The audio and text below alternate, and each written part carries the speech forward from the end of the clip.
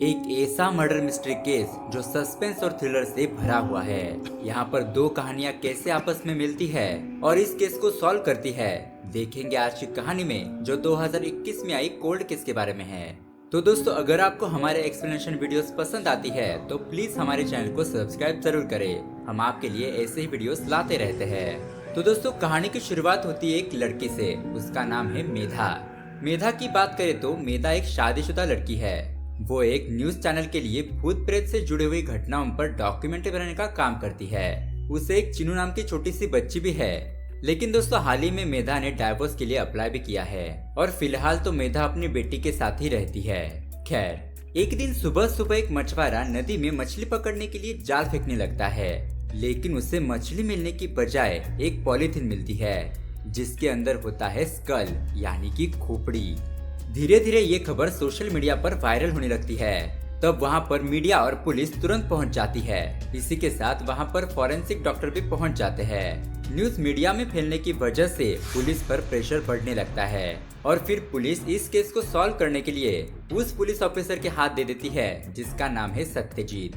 यहाँ दूसरी तरफ हम देखते हैं कि मेधा का डाइवोर्स होने वाला था, इसीलिए वो एक नए घर के तलाश में होती है। मेधा शहर से थोड़ी दूर एक घर देखने के लिए चली जाती है और वो घर देखते ही उसे बहुत ही ज्यादा पसंद आ जाता है। इसी के साथ वो ये घर किराए पर लेने का सोच लेती है। यहाँ हम देखते हैं कि सत्यजीत क्राइम स्पॉट पर अपनी टीम लेकर इन्वेस्टिगेशन करने के लिए पहुँच जाता है और इंस्पेक्शन करने के बाद डॉक्टर सत्यजीत को बताती है कि ये खोपड़ी किसी लड़की की है जिसकी उम्र 25 से 30 साल तक हो सकती है और उसे मरे हुए भी 6 महीनों से लेकर 1 साल तक का समय बीत चुका है। इसका मतलब कि इस लड़की की मौत सितंबर 2019 में हुई है। अब वहाँ से वापस आने के बाद सत्यजीत अपने ऑफिसर को अपने पास आए हुए पुराने वुमेन्स के मिसिंग रिपोर्ट निकलवाने के लिए कह देता है। वहीं हम देखते हैं कि मेधा चिनू के साथ एक नए घर में शिफ्ट हो जाती है। चिनू जो पुराने घर को छोड़ रही थी तो वो अपने साथ एक डॉल को लेकर आती है। वो डॉल उसको उसकी मौसी ने दी थी, यानी कि मेधा की बहन ने। दोस्तों, मेधा का डाइवोर्स हो रहा था तो वो कभी कभार अपने लॉयर से मिलने जाया करती थी। उसके लॉयर का नाम था हरिता। तभी बातों ही बातों में हरिता मेधा से उसकी बहन के बारे में पूछ लेती है और तभी हमें पता चलता है कि मेधा की बहन ह्यूमन साइकोलॉजी पर स्टडी करती थी। उसे पैरानॉर्मल एक्टिविटीज को जानने का बहुत शौक था, लेकिन दोस्तों हाल ही में उसने आत्महत्या कर ली थी। यहाँ दूसरी तरफ सत्यजीत 2 सालों की मिसिंग रिपोर्ट मंगवाता है और इस लिस्ट को फिल्टर करने के बाद उनको सिर्फ 37 लोगों के बारे में पता करना होता है। फिर सत्यजीत अपनी टीम को काम पर लगा देता है और वो उस खोपड़ी को फेस रिकंस्ट्रक्शन करने के लिए लैब में भेज देता है। उसके बाद सत्यजीत अपना दिमाग लगाता है और सोचता है कि अगर इस लड़की का स्कल हमें मिल सकता है तो इसका मतलब है कि बॉडी के और भी पार्ट्स कहीं न कहीं जरूर होंगे। लेकिन हमें वो पार्ट्स उस नदी में तो नहीं मिले, तो वो बॉडी पार्ट्स कहाँ होंगे? कहीं कातिल ने उसे किसी और जगह पर तो नहीं फेंक दिया? इस तरीके से सत्यजीत सोचने लगता है। उसके बाद यहाँ हम मेधा को देखते हैं जो अपने डिवोर्स के सिलसिले में अपने एडवोकेट से मिलने जाती है। उसके बाद जब वो घर लौटती है तो उसके घर में अजीबोगरीब इंसिडेंट होने लगते हैं, जैसे कि वॉश बेसिन से बालों का निकलना, आइस क्यूब में मकड़ी का होना, अचानक से पीछे से कोई काला साया गुजरना। इस तरह की पैरानॉर्मल एक्टिविटीज उसके घर में बढ़ जाती है। अब ऐसे ही एक दिन मेधा और उसकी बच्ची सो रही होती है, तभी अचानक उनके कमरे में पानी आ जाता है। अब ये देखने के लिए मेधा दरवाजा ओपन करती है तो वो देखती है उसके कमरे के बाहर मेड खड़ी है। वो बहुत डरी हुई थी और मेड उसे बताती है कि मैंने किचन में किसी के रोने की आवाज सुनी और मैंने वहां जाकर देखा तो वहां पर कोई नहीं था। वहीं यहाँ हम देखते हैं खोपड़ी को लेकर फेस का 3D मॉडल बनाने वाला सत्या से फोन पर बात करते हुए कहता है, सर आपने जो 37 लोगों की लिस्ट हमें दी थी उसमें से किसी के साथ इस खोपड़ी का चेहरा मैच नहीं हो रहा है। इस चेहरे वाली लड़की उस लिस्ट में है ही नहीं। हमें दूसरा कोई प्रोसीजर फॉलो करना पड़ेगा। तो दोस्तों, अब सत्या इस गेम को आइडेंटिफाई करने के लिए इन्वेस्टिगेशन फिर से एक बार शुरू कर देता है। लेकिन दोस्तों, काफी इन्वेस्टिगेशन के बाद भी सत्यजीत को कोई भी क्लू नहीं मिल रहा था। तब उसे लगता है कि हो सकता है कि जो मरा है वो केरला का ना हो, वो किसी और सिटी का भी हो सकता है, या फिर मरने वाली ये लड़की अनाथ हो सकती है। शायद इसीलिए किसी ने इसकी मिसिंग रिपोर्ट नहीं लिखवाई। तभी सीनियर ऑफिसर सभी पुलिस वालों को मीटिंग पर बुलाती है और उस केस के रिपोर्ट के बारे में पूछने लगती है। तब सत्यजीत उन्हें बताता है उस खोपड़ी में एक दांत था और वो भी अलग से लगाया हुआ। अगर हम इस एंगल से इन्वेस्टिगेशन करें तो हमें कुछ न कुछ सबूत जरूर मिल सकता है। अब इस बात पर सत्या की सीनियर भी मान जाती है। फिर सत्या एक डेंटिस्ट से मिलने के लिए चेन्नई चला जाता है। दोस्तों, इस डेंटिस्ट का नाम होता है मिस्टर माधवन। अब डॉक्टर माधवन सत्या को बताते हैं कि हर किसी इंसान के दांत का पैटर्न अलग होता है। तो अब सत्या ऐसे कितने पैटर्न केरला में मंगवाए गए थे और किस किस ने मंगवाए थे उसकी लिस्ट निकलवाता है और फिर अपनी टीम के पास जाकर कहता है एक एक करके सबको कॉल करो और जिस किसी ने भी हमारे कॉल का आंसर नहीं दिया तो वही हमारा विक्टिम है। दोस्तों, यहाँ मेधा के घर पर तो भूतिया इंसिडेंट कुछ ज्यादा ही बढ़ जाते हैं। उसके टेबल पर किसी ने एक एप्पल खाकर रखा था। मेधा चिनू से पूछती है कि क्या बेटा तुमने ये एप्पल खाया है? तो वो कहती है कि उसने तो ये एप्पल नहीं खाया है। तभी दोस्तों हम देखते हैं कि उस एप्पल पर जो दांत लगे होते हैं उसे हमें पता चलता है कि जिस किसी ने ये एप्पल खाया है उसका सिर्फ एक ही दांत है। दोस्तों, अब इन सारी घटनाओं के बाद मेधा को ये भरोसा हो गया था कि उसके घर पर कोई ना कोई भूतिया शक्ति जरूर है। अब वो अपने एक फ्रेंड की मदद से एक पैरानॉर्मल एक्सपर्ट के पास पहुंच जाती है जिसका नाम है ज़ारा। दोस्तों, ये ब्लाइंड थी और मेधा उसे रिक्वेस्ट करती है कि वो एक बार उसके घर पर आए और देखे कि क्या सच में उसके घर में कोई सुपरनेचुरल चीज है। तब ज़ारा रात के ठीक 3 बजे मेधा के घर पर पहुंच जाती है और वो अपनी शक्तियों की मदद से वहां की चीजों को फील करने लगती है और वो पता लगाने की कोशिश करती है कि वहां पर किसकी आत्मा हो सकती है। इधर हम सत्यजीत को भी देखते हैं जिससे एक पुलिस वाले का मैसेज आता है। वो बताता है कि जो कांटेक्ट नंबर आपने दिए थे उसमें से एक का कॉल नहीं लग रहा है, तो मैंने आपको उसके सारे डिटेल्स भेज दिए हैं। यहाँ ज़ारा भी अपने तंत्र मंत्र का इस्तेमाल करके पता लगा रही होती है कि वो आत्मा किसकी है और उसे पता चल जाता है कि वहाँ पर ईवा मारिया नाम की आत्मा भटक रही है। और यहाँ इस तरफ सत्यजीत को भी अपने इन्वेस्टिगेशन में ईवा मारिया का नाम ही मिलता है और इस मरी हुई लड़की ईवा मारिया की उम्र 29 साल है। यहाँ मेधा को अपने घर में फ्रिज से कुछ अजीबोगरीब चीजें महसूस हो रही थी। उसे ऐसा लगता है कि इस फ्रिज में ही कुछ गड़बड़ी है जिसकी वजह से घर में ऐसी डरावनी घटनाएं हो रही है। तो वो घर के मालिक से इस फ्रिज को वहाँ से ले जाने के लिए कह देती है। तब तक के लिए वो उस फ्रिज के ऊपर काला कपड़ा डालकर उसे ढक देती है। यहाँ हम देखते हैं कि सत्यजीत को ईवा मारिया का आधार कार्ड भी मिल जाता है। फिर वो आधार कार्ड की फोटो उस खोपड़ी के 3D मॉडल से मिलाकर देखता है और वो चेहरा मैच हो जाता है। तब जाकर सत्यजीत को ये कंफर्मेशन मिलती है कि मरने वाली तो ईवा मारिया ही है। तो अब तो उसे ये पता लग गया था कि मौत आखिर किसकी हुई थी। लेकिन दोस्तों, अभी भी बहुत सारे सवालों के जवाब बाकी थे। इसीलिए सत्यजीत ईवा मारिया के बारे में और ज्यादा बातें जानने के लिए उसके गांव चला जाता है। सत्यजीत एक गांव में जाता है और गांव का दुकानदार सत्या को ईवा के बारे में बताने लगता है। तब हमें पता चलता है कि वहाँ पर फिलिप नाम का एक आदमी रहता था। उसकी पहली बेबी से ईवा मारिया हुई थी, लेकिन ईवा के बचपन में ही उसकी माँ गुजर गई थी। फिर उसके बाद उसके पिता ने लेजी नाम की औरत से दूसरी शादी कर ली। उस औरत से उससे 2 बच्चे हुए थे, लेकिन लेजी ईवा मारिया को जरा भी पसंद नहीं करती थी। इसलिए फिलिप ने उसे बाहर पढ़ने के लिए भेज दिया था और उसे हॉस्टल में ही रखा। तब से ईवा मारिया का यहाँ से बिल्कुल भी कनेक्शन खत्म हो गया था और उसके कुछ साल बाद फिलिप की भी मौत हो गई। लेकिन मरने से पहले फिलिप ने अपनी सारी प्रॉपर्टी ईवा के नाम पर कर दी थी। फिर ईवा ने तो अपनी सारी प्रॉपर्टी बेच दी, लेकिन ये सब काम उसने एक ब्रोकर के थ्रू करवाया। वो यहाँ आई भी नहीं थी। फिर वो आदमी बताता है कि फिलिप की दूसरी बीवी और उसके बच्चे यहीं पर ही रहते हैं और तभी वहाँ पर प्रॉपर्टी डीलर भी पहुँच जाता है जिसने ईवा की प्रॉपर्टी बेची थी। अब उसकी मदद से सत्यजीत लिसी से मिलने के लिए चला जाता है। वहाँ लिसी से बात करने के बाद हमें ये पता चलता है कि ईवा ने किसी नॉर्थ इंडियन लड़के के साथ शादी कर ली थी और सब कुछ बेचकर वो उसी के साथ रहने लगी थी। यहाँ हम इधर मेधा को देखते हैं। वो ज़ारा से मिलने के लिए आई थी। ज़ारा उसे बताती है कि ईवा मारिया की आत्मा फ्रिज के थ्रू तुमसे कांटेक्ट करने की कोशिश कर रही है। हो सकता है कि उसके साथ जो भी हुआ था उसके लिए वो तुमसे मदद मांग रही हो। तुम अगर उससे दूर भागोगी तो वो तुम्हारा पीछा कभी नहीं छोड़ेगी। इसलिए तुम्हारे लिए ये बेहतर होगा कि तुम उसे जानो कि वो तुमसे क्या कहना चाहती है। फिर मेधा ज़ारा की बात मानकर फ्रिज को चालू कर देती है और ये पता लगाने की कोशिश करती है कि आखिर ये फ्रिज कहाँ से आया होगा। यहाँ दूसरी तरफ सत्यजीत को ये पता चल जाता है कि ईवा मारिया की फोन की लास्ट लोकेशन वाराणसी में थी। उसके बाद वो ईवा मारिया का नंबर अपने मोबाइल में सेव करता है। तो तो ईवा की डीपी में एक वाराणसी की फोटो लगी हुई थी। तो वहीं यहाँ पर मेधा को भी ईवा मारिया की फेसबुक आईडी मिल जाती है। तो वो उसमें कुछ क्लू ढूंढने लगती है।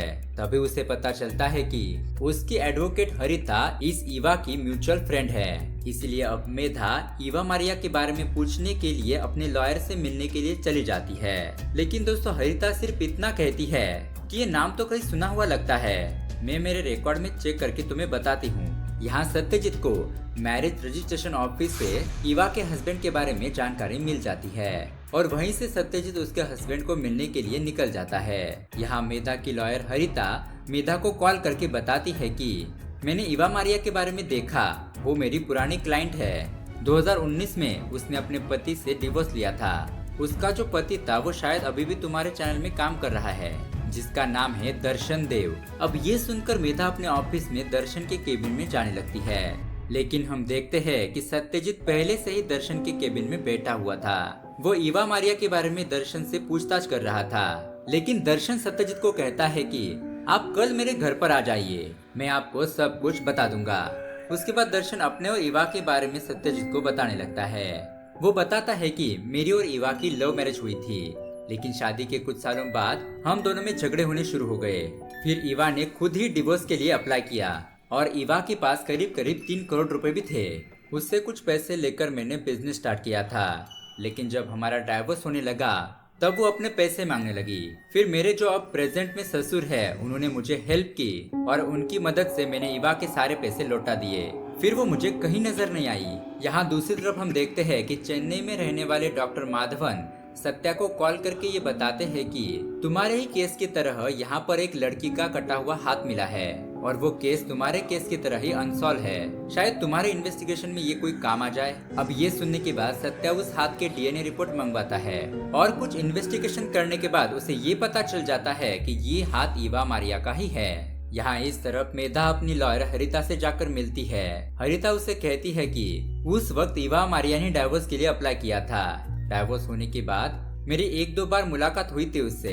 तब वो अपनी पुराने बातें भूलने के लिए इंडिया के सारे टेम्पल घूमने का प्लान बना रही थी। अब उसके बाद मेधा पूछताछ करने के लिए ईवा के ऑफिस में पहुंच जाती है। उस टाइम एक लड़की मेधा से कहती है, मैंने ईवा को मेरी शादी के लिए बुलाया था, लेकिन उसने व्हाट्सएप पर मुझे मैसेज किया था कि वो वाराणसी में है और वो उसकी शादी में नहीं आ सकती। यहाँ इस तरफ सत्या और उसकी टीम चेन्नई के फॉरेंसिक लैब में आ जाते हैं। तब वहाँ डॉक्टर सत्या को बताते हैं कि हमें जो हाथ मिला था हमने उसे अच्छे से एग्जामिन किया है। हमें उस हाथ के नाखून में कुछ बाल मिले हैं और वो बाल शॉर्ट है और हम उस बाल के डीएनए रिपोर्ट कर रहे हैं। अगर आपको किसी पर शक है तो आप दोनों का डीएनए मैच कराकर देख सकते हो, इससे शायद किलर का पता लग जाए। यहाँ हम देखते हैं कि मेधा के घर पर उसकी सासू माँ आ गई थी। वो मेधा को कन्विंस करने आई थी कि चीनू की कस्टडी उन्हें दे दे। तभी उन्हें घर में किसी के पैरों के निशान बनते हुए दिखाई देते हैं। वो निशान धीरे धीरे आगे बढ़कर फ्रिज की तरफ जा रहे थे।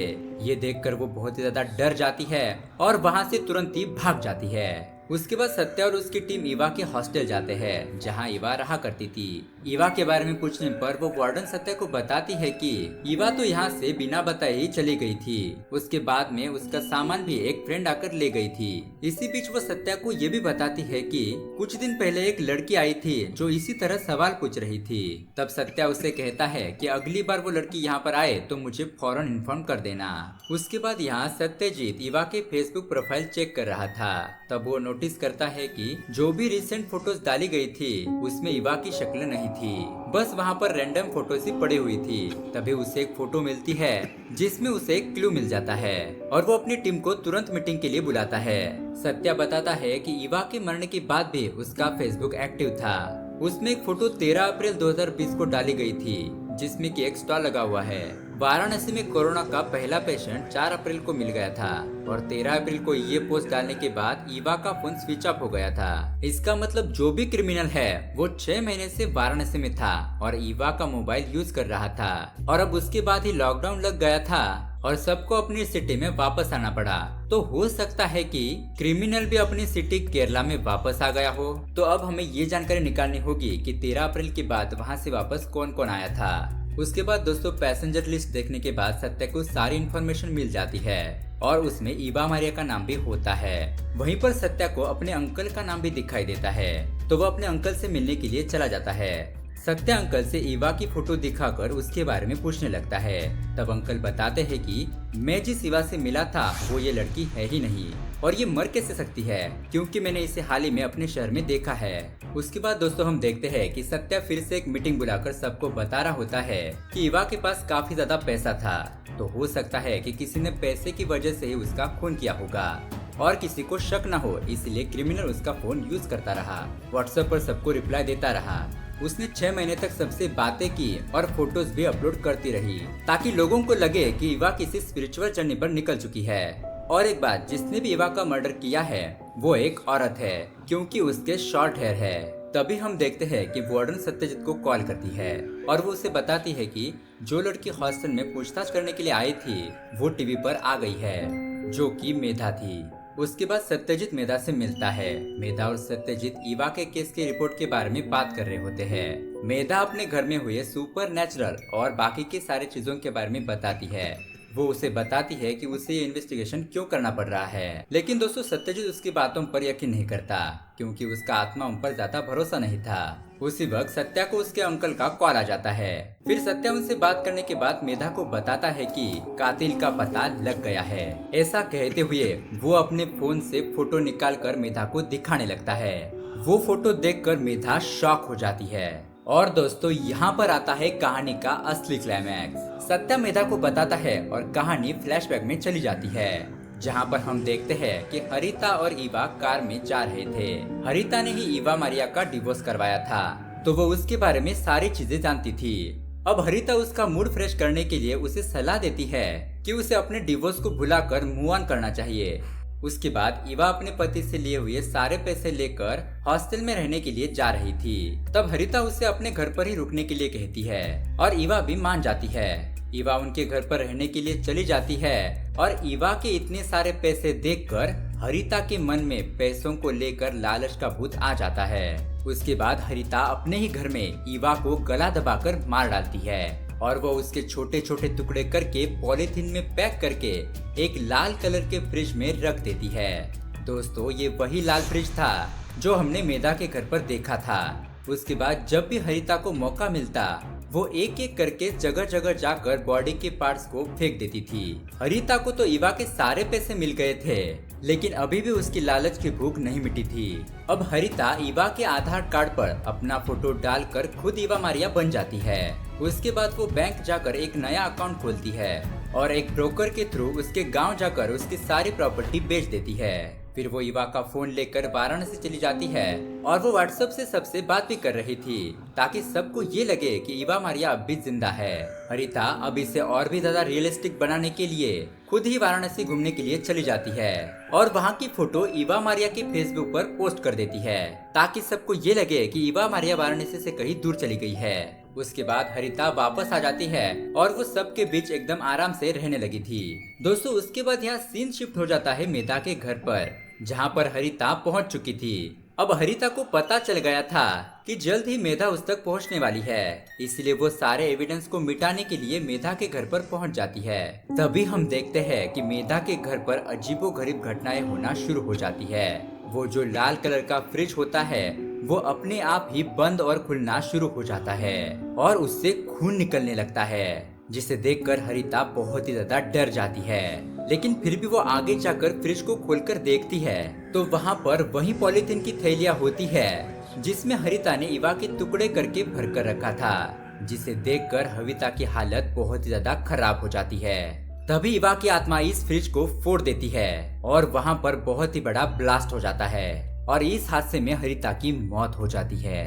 अगले दिन जब सत्या इन्वेस्टिगेशन करने के लिए मेधा के घर पर पहुंच जाता है, लेकिन दोस्तों मेधा को पूरा यकीन था कि हरिता को ईवा की आत्मा ने ही मारकर अपना बदला पूरा किया है। और दोस्तों इसी के साथ ये मूवी यहीं पर एंड हो जाती है। तो दोस्तों ये मूवी आपको कैसे लगी? क्राइम और हॉरर का कॉम्बिनेशन देखकर आपको कैसा लगा? हमें कमेंट करके जरूर बताएं। और ऐसे ही मूवीज एक्सप्लेनेशन रोजाना देखने के लिए अभी हमारे चैनल को सब्सक्राइब करें। Thanks for watching.